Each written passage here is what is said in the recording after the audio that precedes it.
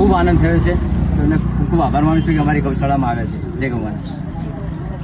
આપ સૌનો ખૂબ ખૂબ આભાર. મને ખૂબ આનંદ થયો કે તમે આટલી દૂર દૂરથી મને મળવા માટે આવ્યા છો. આપણે અવારનવાર આવી રીતે સાથે મળીને કામ કરવાનું છે, એટલે મુલાકાત કરતા રહીશું.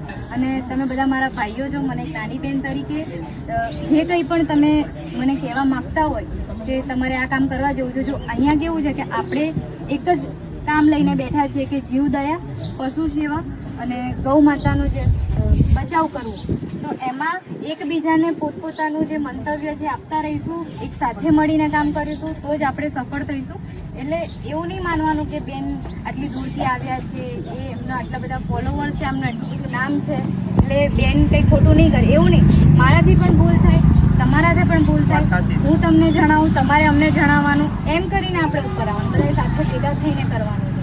અને જેમ મેં કીધું કે આપણે પોતાના વિસ્તારની અંદર, એટલે કે તમામ તાલુકાઓ, જે તે વિસ્તાર આપણી આજુબાજુ હોય, તમામ તાલુકાઓમાંથી છોકરાઓને જોડો, દીકરીઓને જોડો અને કામ કરો. જેથી શું થાય કે જેમ ભાઈએ કીધું કે 60 કિલોમીટર દૂર અમારે જવું પડે છે, તમે પણ જતા હશો.